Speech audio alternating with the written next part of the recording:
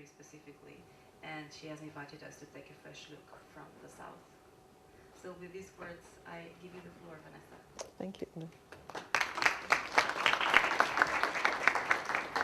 Well, thank you very much to the organizers of this really amazing workshop. I think it's going to be a fantastic 3 days that we're in for here, and I'm really delighted to be here. So thank you.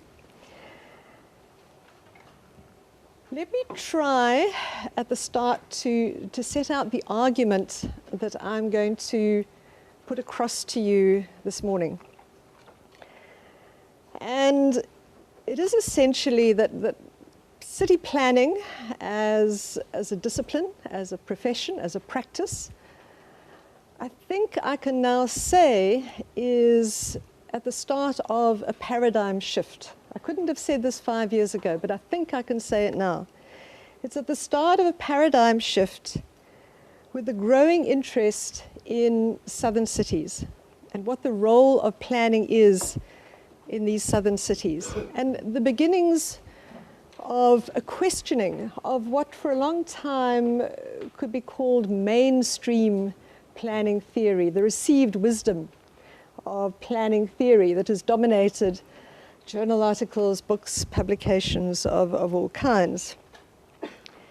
So I'm going to argue that if we are going to, at last, as a discipline and a profession, take an interest in cities of the global south and what planning might look like in cities of the global south, then we need a new starting set of assumptions to begin that thought process with. And I'm going to talk about those assumptions and a possible new conceptual framing of how we could think about planning in what is essentially the new urban frontier. I'm going to quite briefly refer to a Cape Town case to try and illustrate some of these ideas. Now, and I know that many of you are not planners, so let me try and very briefly set out what I see to be mainstream planning thought and practice as it exists at the moment and as it has existed for some decades.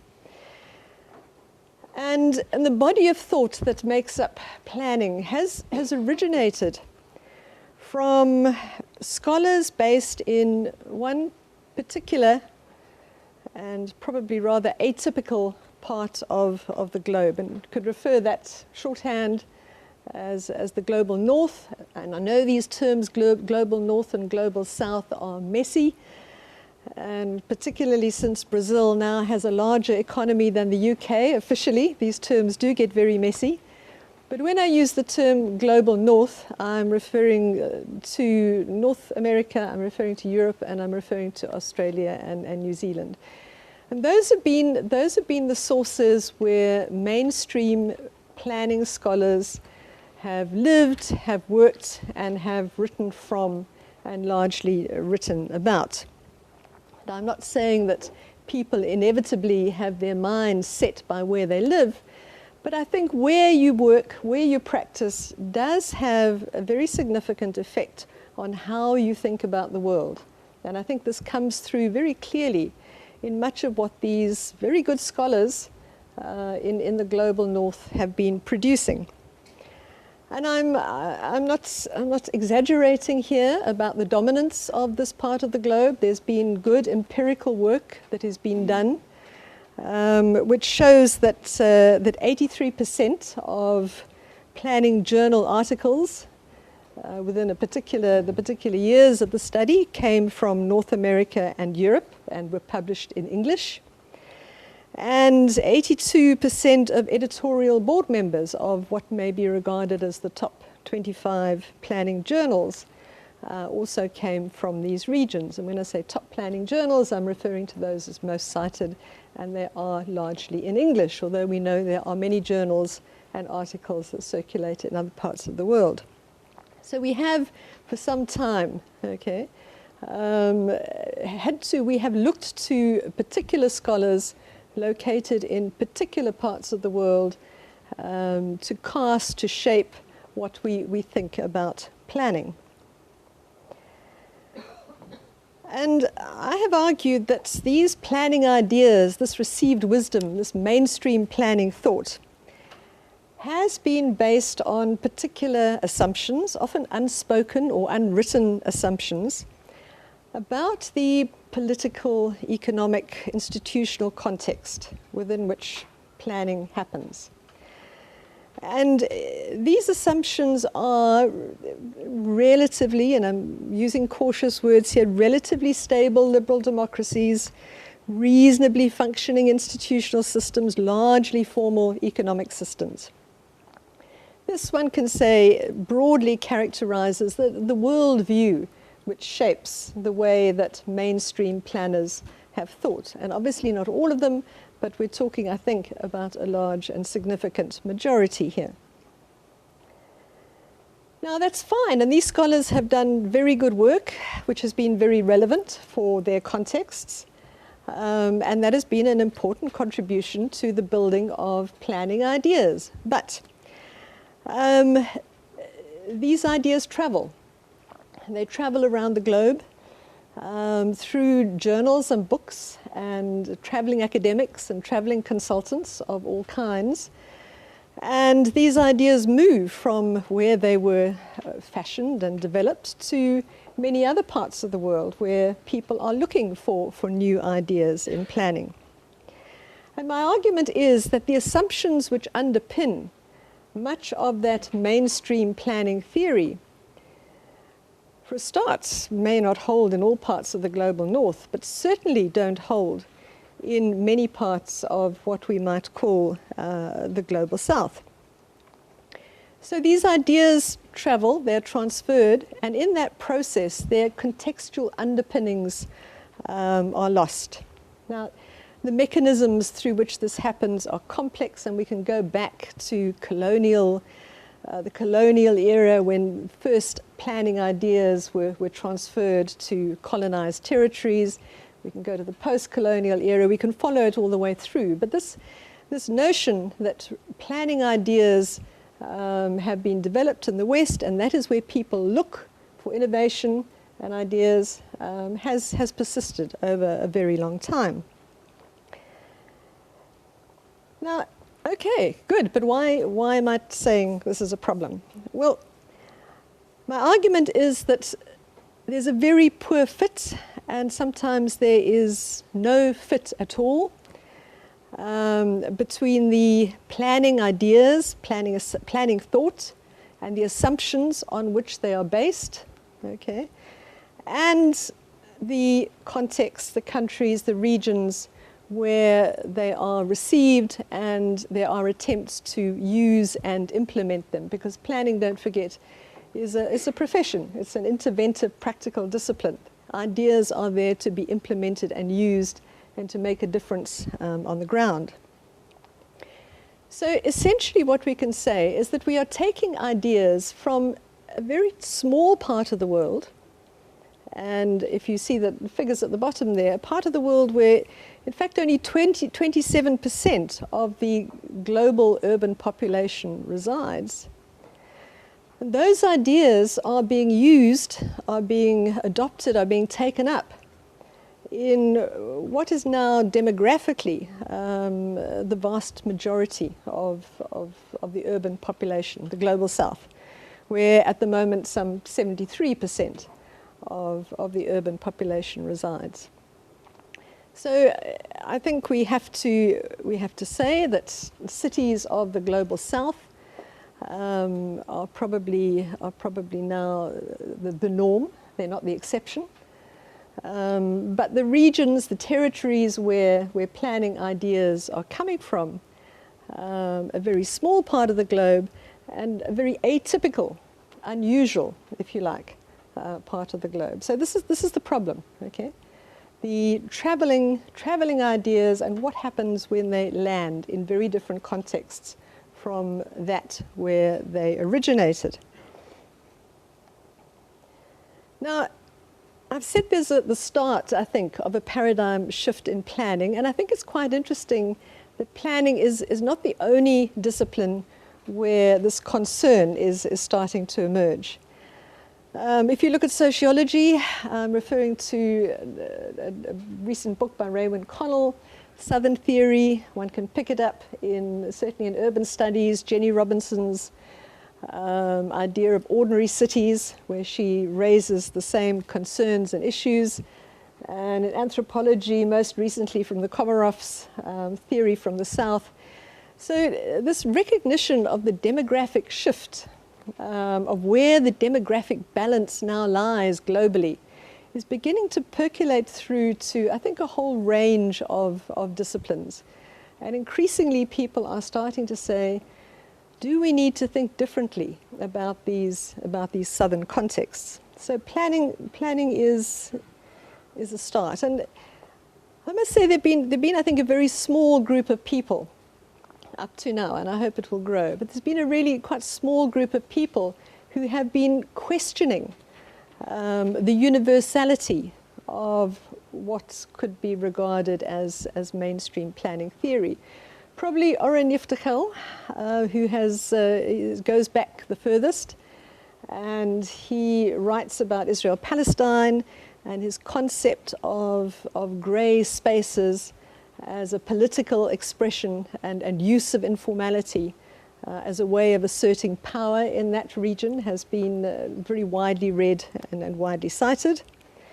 We're really lucky on Friday that we have at least two of these, and Edgar as well, a third one, of people who have been questioning from the Global South. So Ananya Roy, who has turned the informality lens onto the state in really interesting ways.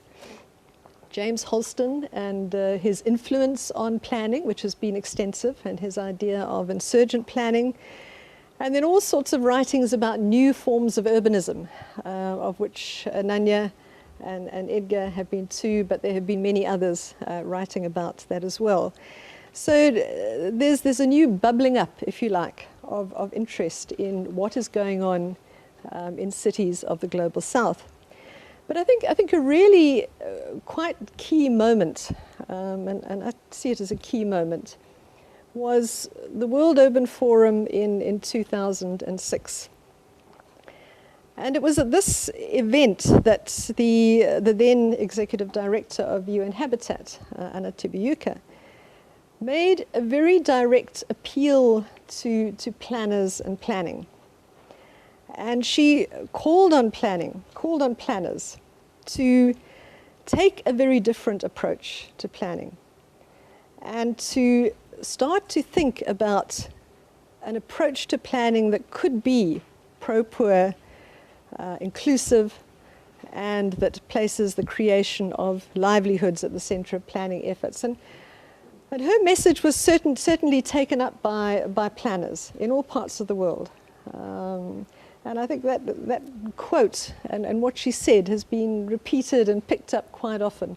That was quite a key moment in planning.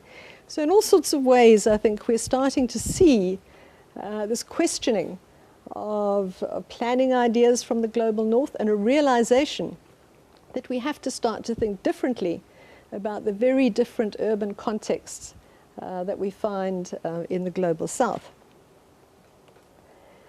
Okay, so I will argue that if we are going to think about planning in the global south, we need a different set of assumptions to start with. How do we plan? Okay, how do we plan in contexts where states are weak? They're fractured, they're probably corrupt. State functionaries will use planning as systems of financial and political gain. How do we plan where civil society is not a source of democracy, as it is assumed by global north planners, but civil society is fractured by economic and political divisions, maybe based on criminal organizations, and functions as an instrument through which claims on the state are directed, and sometimes in violent form? How do we plan where community organizations may choose to engage with the state, not necessarily, but they can also assert their demands through court challenges, street demonstrations, destruction of property, rather than through dialogue and collaborative processes, which underlies much of mainstream planning theory. How do we plan where there are new concepts of citizenship that are emerging? And the right to the city is a particularly important one. And my colleague James Duminy will say some interesting things about that this afternoon. But these are not necessarily, these are based on a sense of entitlement, and there's very little conscious often of rights, but not of responsibilities. How do we plan in those circumstances?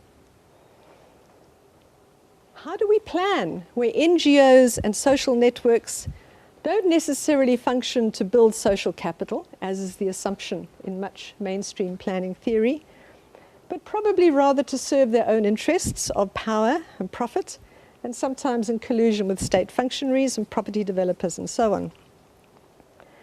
How do we plan where in decision-making processes where you can't wish away power, where power is always there?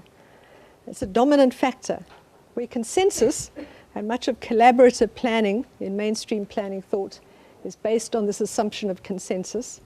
But how do we plan when consensus is often unlikely? It may be very unusual.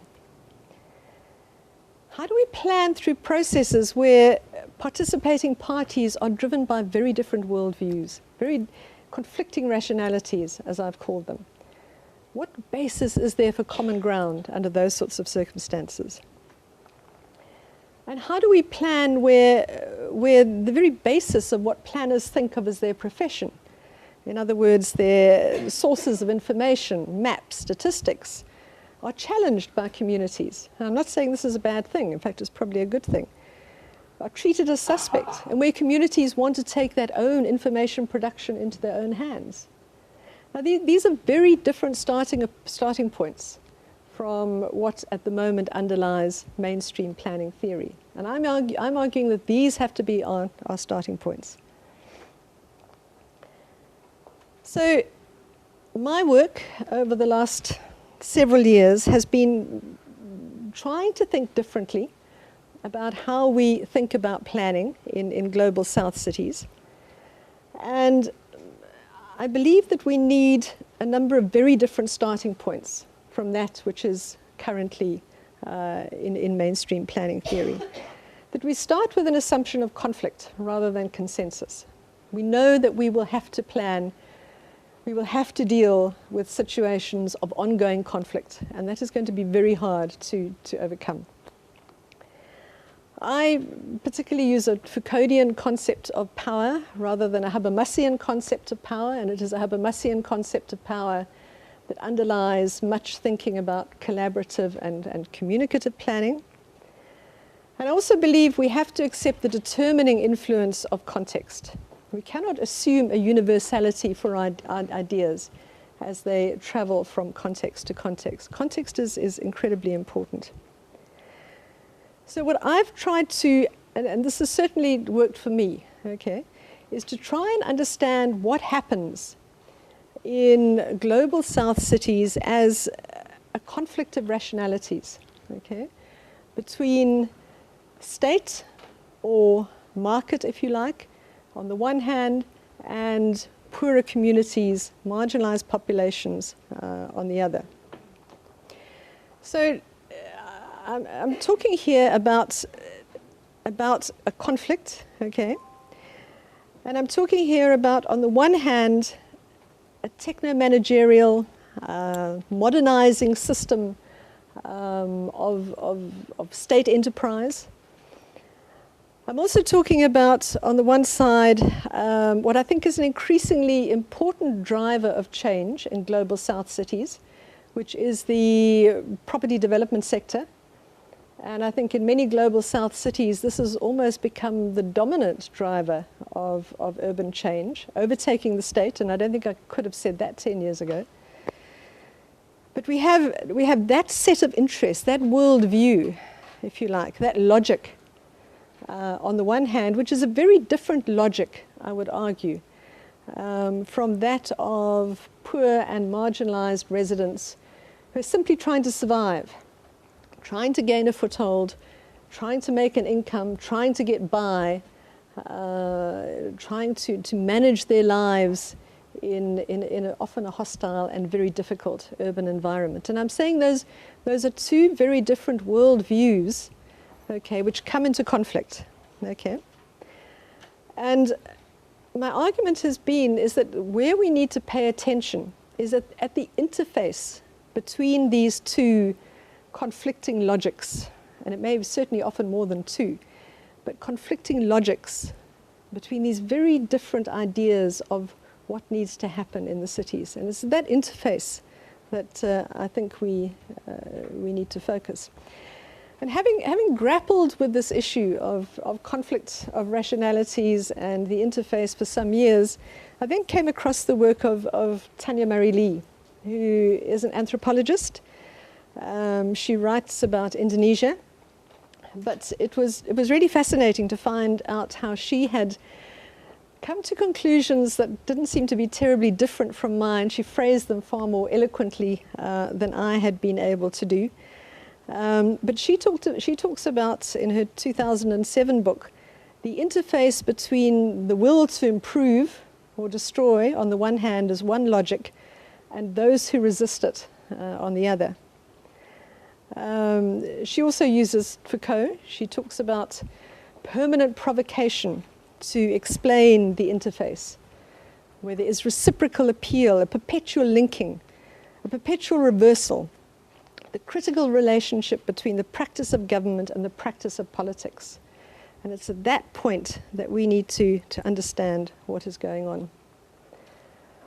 Okay, let me try and concretize this rather abstract stuff in a few slides that focus on one particular set of activities that's going on at the moment in Cape Town. Joe Slovo project, Joe Slovo settlement. It's a piece of what used to be empty land right next to the road that leads from the airport to the center of the city, and was settled by informal occupiers some 20 odd years ago. And where there has been an ongoing conflict of rationalities, if you like, between the people who occupied that land and the state, who has very different ideas about what should happen on that land. And it is a site where there have been numerous events, fires, challenges, and so on, and that is ongoing today. But here we have perhaps one set of rationalities, trying to find a place to live on a well-located piece of land in a city like Cape Town, close to opportunities. And people here have been fighting to both claim that right to stay there and not only temporarily but in the longer term. Now that is the one rationality. This has been the other rationality, and this is the state rationality. And Joe Slovo has been an important site because this is where the state some years ago attempted to roll out its a pilot of its new vision for housing policy in South Africa, which it called integrated human settlements. And here on Joe Slovo's site, the idea was to remove shack dwellers and replace them with something very different. And here we can see the ordering, controlling, neatening, tidying imperative that lies behind much of planning, a modernization, if you like. And so if you just look at those two slides and you take the distant view, you can see immediately two very different worlds. Okay, now how are those two worlds possibly going to come together? And I'm suggesting that the long view, the distant view, is not really enough, and we need to take a close-up look at both sides of the fight, if you like.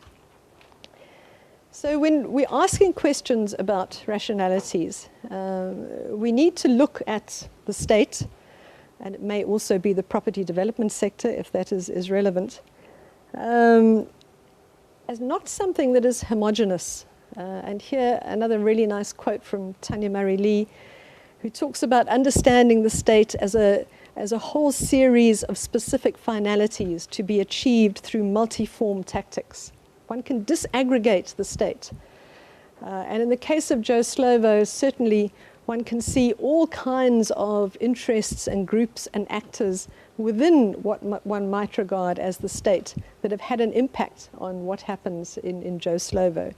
And here it's been the Constitutional Court and the Auditor General and the National Department of Housing, the provincial government and local government as well, all with rather different agendas, but all broadly with this modernizing, neatening, tidying intention behind what goes on to that site. If you ask the question of what do residents of Joe Slovo and how do they see the state, and drawing on the work of Corbridge and Williams here, they're seeing the state, and their work in India I think has been incredibly useful here. But what Joe Slovo residents, informal settlers, currently see in terms of the state is very different. It's been the local disaster management services, the anti-land invasion unit that moves in to destroy shacks. So the state is not homogeneous. We need to disaggregate, dissect, and understand the many ways in which the state responds to what may be an overriding agenda. And in the same way, we can disaggregate what's the Joe Slovo community, if you like, because there are many different actors, many different interests there as well. Local politicians and ward councillors, local leaders and committees linked to all sorts of national and wider networks, displaced residents affected by fire, tenants, neighbouring backyard dwellers, surrounding middle-income housing, and the NGO, Slum Dwellers International in this case, and that has played an important role there as well. Interesting, Tanya Marie Lee places NGOs on the side of the interface on which she would place the state. She says they have a similar will to improve that is often very similar to that of the state, but we won't go there right now. Okay, so with these two very different, and I'm saying they may be multiform, there may be multiple tactics, but they do have a kind of broad common agenda. And the interface is the zone of activity and ongoing confrontation, which determines outcome. And the conflict in this particular case has been expressed in many different forms.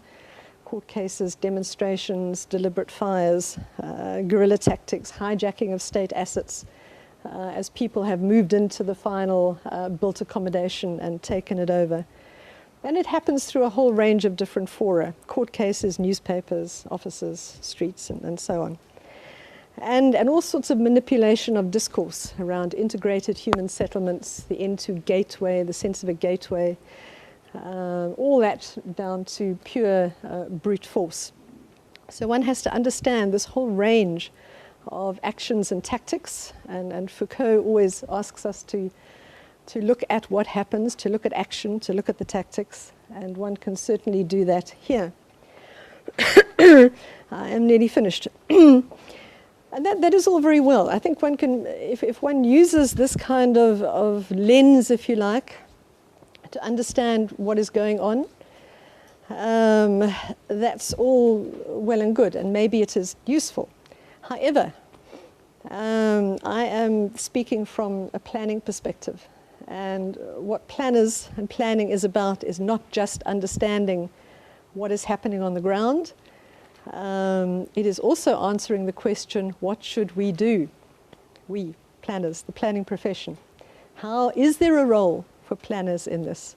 How do we play a role? And that's a far more difficult question in contexts like these. It's an incredibly difficult question, and I'm not pretending to have any answers here, and all I'm trying to do, I think, is to try and look for a way forward, which we need to do if we're going to develop a new perspective on planning from the global south.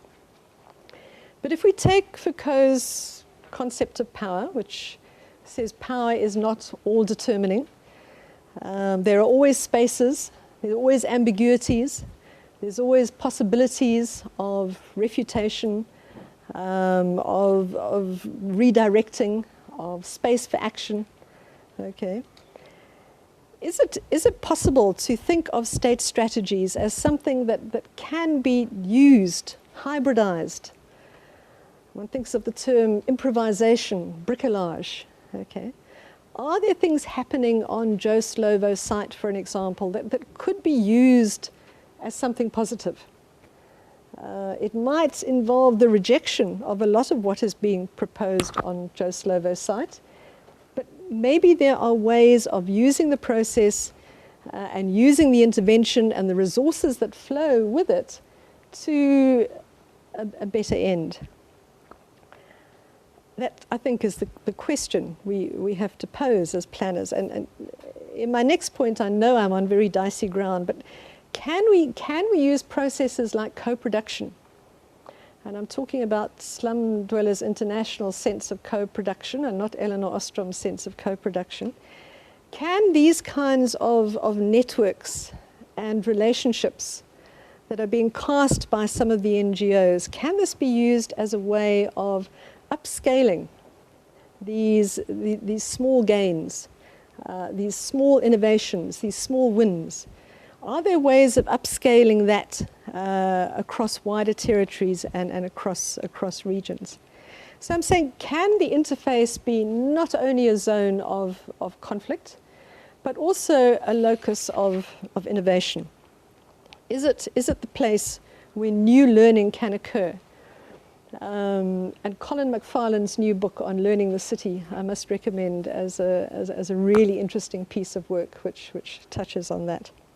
So that is my question at the moment, and here I'm finishing. So really, to wrap up what I've been saying, I have argued that we need new conceptual frames, okay?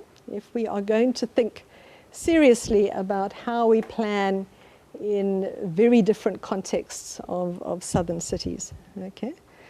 I'm not saying we need a planning for the south and a planning for the north, and I'm sure many new ideas that will emerge from southern contexts will be useful in the north. I'm sure Greece could learn a lot from Africa's ability to cope with structural adjustment, for example. But we need to widen the canvas, okay, from where new ideas come. And at the moment, new ideas are coming from very limited territories. We need to source ideas from any cities around the world. I'm echoing Jennifer Robinson here. But these new ideas and these frames need to be grounded in southern realities. They need to start with different assumptions, different starting points than has been the case with mainstream planning. And I've argued this requires, above all, an acknowledgement of conflict and power as permeating all actions in such cities, shaped by context. And for me, the notion of conflicting rationalities works. Thank you very much.